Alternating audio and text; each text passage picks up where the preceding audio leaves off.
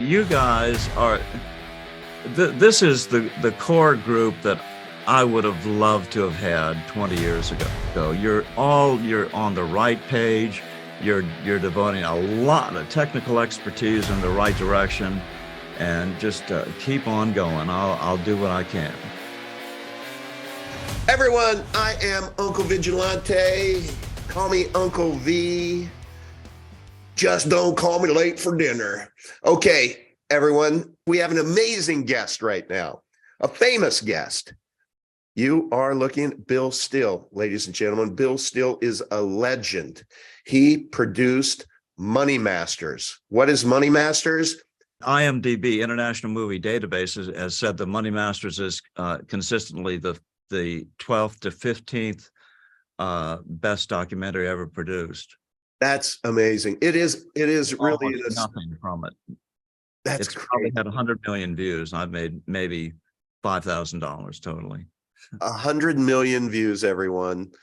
It was produced with the nastiest, cheapest little video camera, and we'd go into the Bank of England. We knew we were going to get arrested, and so we'd film 10 minutes, and then we'd take the tape out and replace it and hide it, and then film some more.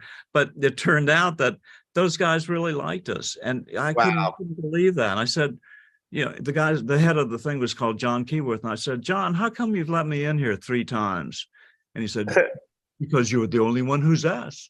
Wow, that's amazing. The tally stick segments. So when you were given those examples of money that had a good run, can you share what those are? Well, in Great Britain, it was the tally stick. The tally stick was designed specifically by Henry I in 1100 AD, because he was actually a very populist king, probably the most populist monarch ever. Yeah. And he was tired of his entire population of his domain essentially living in serfdom.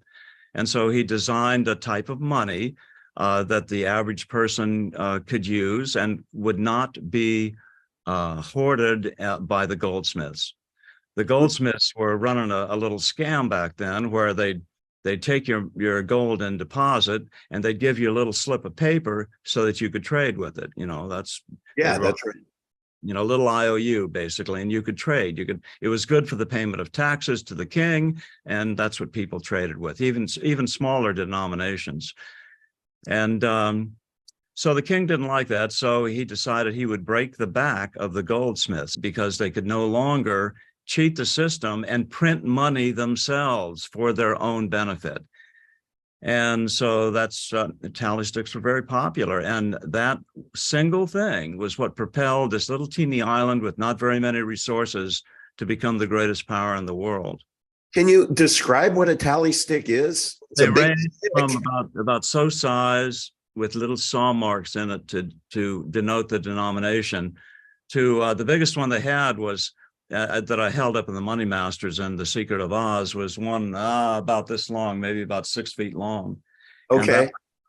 It represented a mortgage payment, a mortgage.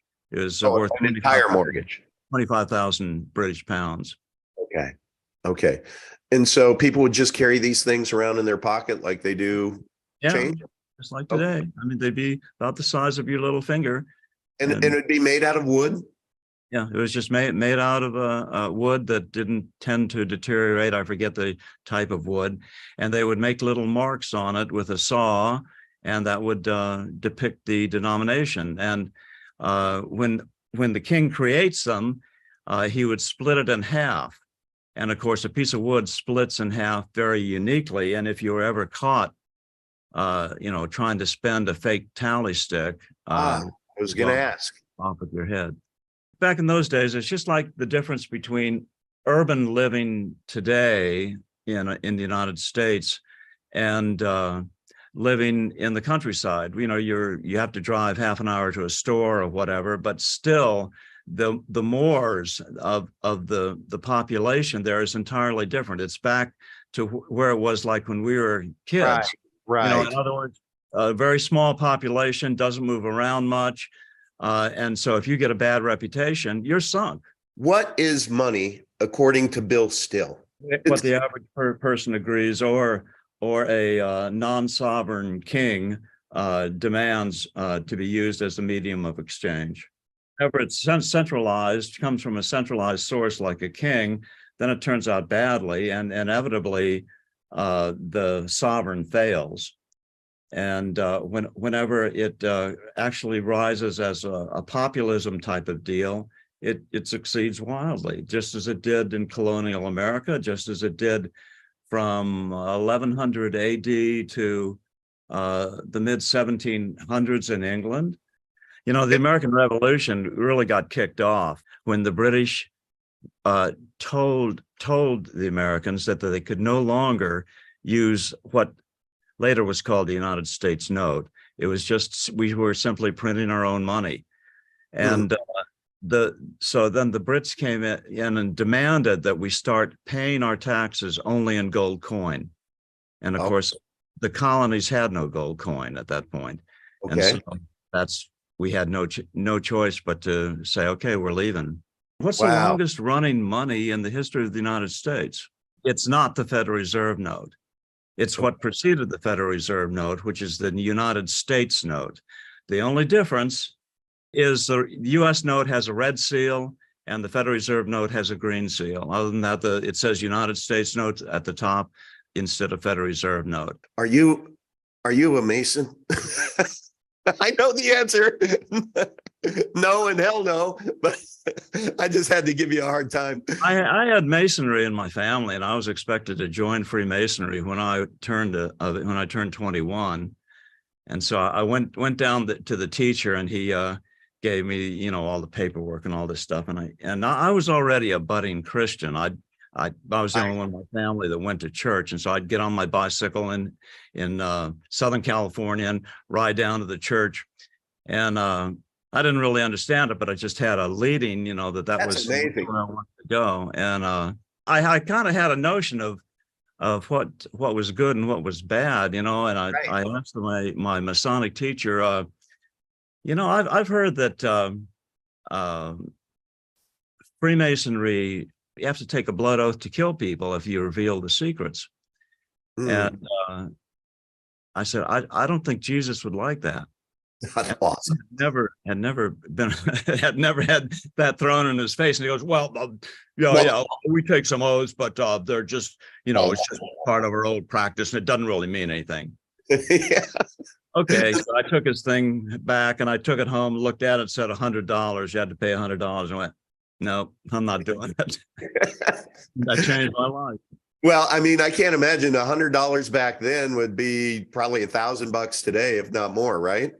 Yeah. Yeah. So I'm 115, and so, you know, that was. I want everybody to know Bill was kind enough to send to me this book, original printing, that I now have in my possession, that I am so grateful for. Yes, that's the one. New World Order. The ancient plan of secret societies. So tell me about that book, Bill. And can people get that on Amazon? Used. Used. Yeah, sometimes they go for $100 a piece. Sometimes you can find one for 20. There were over 200,000 printed. Wow. Wow. Early half of the 1990s. So that is a collector's item. The point of the book was that this coup that's going on, the Biden coup, was not the first time this was attempted. It was attempted during the Nixon era. Okay. And, a guy recently has written a book. He was a lawyer in the Nixon administration, and he's trying to resurrect Nixon's reputation, basically, and he's wrong. And he just dismisses, jumps right over the whole coup aspect that happened during the Saturday Night Massacre. And it's a very interesting read. And the reason I know it's true is because my dad was contacted by some of Nixon's White House people and asked if he and other friends of his in the military would be willing to take money to join a coup d'etat, to put Nixon in office for a third unconstitutional third term. Right. He was told that there was unlimited money behind the effort, and any military officer that wished to participate could name his price. And that's where it all started. He was the chief scientist of the Minuteman missile system. Oh, He was wow. educated through all the Air Force technical schools from when he first came in, and he was in a position to, and they also asked him to join as deputy director of NSA, but he just retired out of the Air Force because there wasn't enough. My gosh, you come from good stock, Bill. Well, he was very, very technically advanced, and so anyway, they needed a guy like him. So that's how come. Did he My say dad no? didn't buy it. He immediately prepared a memorandum which he sent to the FBI and to Defense Intelligence Agency and like that, and that ended up putting the coup off. Oh my gosh. But I was the only one to talk about this because I knew I had to learn to be a writer just because nobody else was going to talk about this coup thing. And so that's all detailed in that book there. Yeah, and there was no other support for it anywhere in the reportage world until about 10 years later when Seymour Hersh came out with his story and said, yep, this is all true. Gosh, and when he had other top people in the intelligence community verify that was true. And so, Bill, that had to be fairly risky by your dad. I mean, these people probably didn't take no well, but they really didn't take, running it up the flagpole, I imagine, no? Yeah, but back then, if you were to take out a top military technical guy, there would be repercussions. Okay. And back then they did not own the military. And so I thought, well, as long as we've still got the military filled with patriots, we're okay. But now they've gone after that too. I mean, now we're really in trouble. There's no major force to really stop Biden. So these CBDCs, to me, if I'm trying to connect some dots and I close my eyes, I just see a bunch of slaves. Am I right about that? Isn't that the purpose of CBDCs, to turn us all into slaves? But not only the CBDC. I mean, everything that Biden and company is after, or Obama and company, whatever. Yeah. I think he's still right. Is to overly centralize power to an even greater degree, to the point where we are literally all slaves, to the point where that's why they're attacking on motherhood itself, because soon we'll be able to cook up our own babies in test tubes, and we won't need any of these women having to go through the pains of labor. We won't need any family structures anymore. All the babies will come out of test tubes. This is what's coming, and they'll all be little obedient slaves. You're only going to be able to pay your taxes with a central bank digital currency, I imagine. Right. What do you think? Right. And if you don't, then you can't trade, you can't buy or sell. These people don't know the Constitution. They don't give a twit about the Constitution, and the Constitution's a good document. And the only way we can really do this politically is to adhere to the Constitution. Why is it so easy? Because it's popularism. It's decentralization of power. The three branches of government. That's total decentralization of power. Yeah. So you're telling me our government right now isn't decentralized, Bill? No, the founding fathers tried to create something that would create a decentralization permanently. Right. Unfortunately, as Franklin said, it's a republic if you can keep it, and we haven't kept it very well. But I mean, we've been subject to a deliberate attacks against it. That's what's going on. And now we have China in the mix doing everything they can to screw it up. And we're in trouble. We're in trouble right now. And we're in trouble for the next 2 years, big time. I just don't trust my money, my savings, to be in the bank. Yeah, especially if you were Canadians, you would have already witnessed what they can do. Exactly. So all of us who have our savings that we're depending upon, first of all, there is an attack on that money from an inflation standpoint and purchasing power. So Mike Adams, and he knows his stuff. His number is 2% a month. So your dollar in the bank is melting at 2% a month in purchasing power. And so he was the one, he said it on my interview with him. He and his wife are moving all of their savings into Epic Cash to be able to I saw that Yeah. just today. I was startled. I went, wow. Yep. You know, Amazon right now is fueled by millions of little individual people who go and make deals, you know, Right. over certain items. And that might be the way to start. Get a few of us to become Amazon, whatever you do. I've never looked into it. Right. Become their little distributor, and just if Amazon would allow it, and you could you know, put it across that this is you don't have to take any risk here. Us little guys who are going to try this will take all the risk, and we would accept payment in Epic Cash. Right. Well, here's the sneaky little back door. Okay. We don't have to be the front runner on that. I'm telling you, Change Now, I love them so much. Change Now, they already have the widgets for these e-commerce sites, these massive e-commerce sites to plug in. They're already in Shopify. So anyone who uses Shopify can just literally turn on, accept crypto, turn on Epic Cash, whatever other coins that you want. And now you're trading it. Really? So you don't even have to go through Jeff Bezos approval for a trial run. It's already in place. Wow.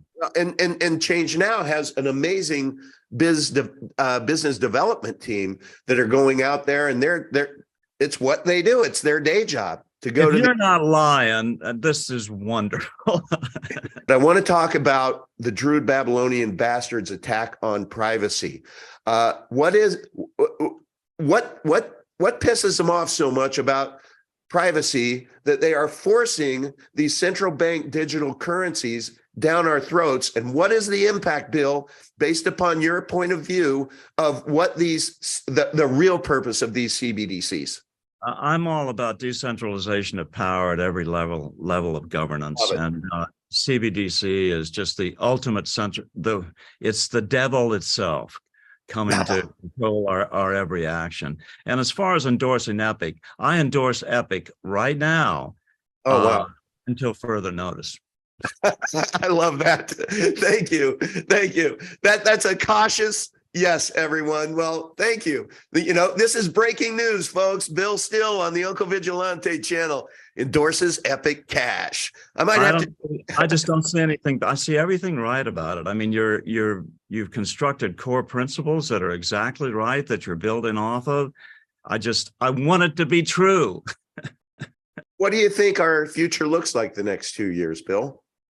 It's a total dice gamble. I don't know. It just depends on who can step up to oppose this. I mean, right now we have a narrow margin in Congress, and they're doing the best that they can, but nobody's taken on money. Nobody's taken on money like you guys. I mean, I've never seen anything like this. Yeah. This would have been my dream team 2 decades ago. You know, I would never have believed, especially never have believed, that it could have been done without me. But we couldn't do it without you, which is why we just decided, let's bring Bill on a little later after we get after we tweak everything, because he'll dismiss it out of hand if he wouldn't believe us at the beginning. It's true. I would have gone, I already tried that. It didn't work. Exactly. You've tried that and it works. So because you've got a collection of like-minded people who have been in the crypto space. As far as I know, I was the first one to ever try to create a direct link between USD and BTC. Took my little $36,000 down to Nassau in the Bahamas, and I met all the big politicos and met the head of their stock exchange and all the people responsible for all that stuff, and got approvals. And then my $36,000 ran out. Wah wah. Wow. Did you have to swim back? No, I managed to get back home. Okay. I really am having a difficult time identifying any of the white hats out there that are fighting back. It just seems like everything is converged and everybody caves, and this pandemic was evidence of that, I believe. What are your thoughts? Are there any white hats out there, or is everybody just There are, and they're doing good work. I mean, Jim okay? Jordan in Congress and people like that, you just can't do anything but send them medals, and they're trying to do their best under these Okay. conditions. So all the people in government aren't sold out? All the people are not sold out. That's correct. Oh, okay. Okay. There is a remnant there, and all we can try to do is make it until Biden leaves under one circumstance or another. There's now been articles of impeachment that have been put before Congress, and with only 10 to 20 backers so far, but that's got to grow. I hope so, because then Kamala Harris will be president, and wow, it'll be great, right? Kidding. I'm kidding. I would cackle right now, but I don't want to, I don't want to ruin what was otherwise, I think, a really great interview. But so God is still in control. That's right. Not through with this country yet. Somehow, some way, we're going to make it through to the end, because end time day is not here yet. Of course, no man can know the hour, but right. My personal thing, I believe in the Holy Spirit. I live by the Holy Spirit, and I do too. The Holy Spirit tells me that we're still. It's for yet another generation to fight. I love that, and I enjoy your enthusiasm on that and positive outlook. And I would just say one of my favorite lines, which is, especially when you're going through struggling times, God is never late, but he's rarely early. And I think we're kind of in that phase right now, wouldn't you say? The Bible says Satan rules the earth, so that's unfortunate. Yeah, that's right. That's right. So I do our can't best to undo that, and we can do our best to prevent the coming destruction that's to come, and try to save as many souls as we can, before it all falls apart.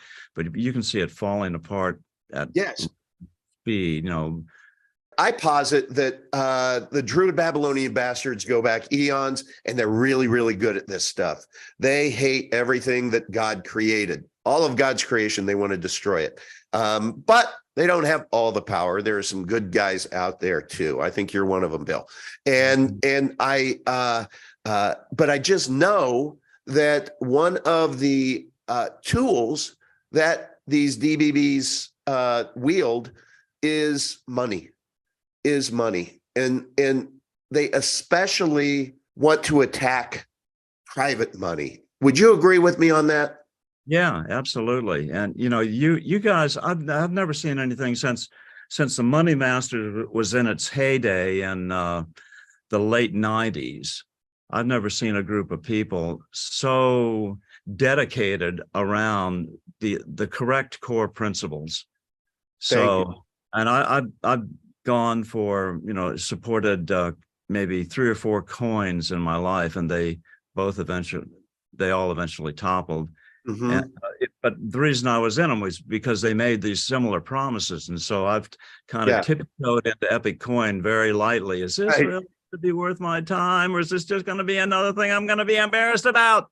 Can you just give a little infomercial right now, Bill, so that everyone knows how to? Billstill.com. It's a pretty easy address. I started on YouTube 16 years ago, and it took me at least half of that time, 8 years, before I understood that you could monetize it. So these people were all putting up the Money Masters and making tons of money off of it, and I didn't make a penny.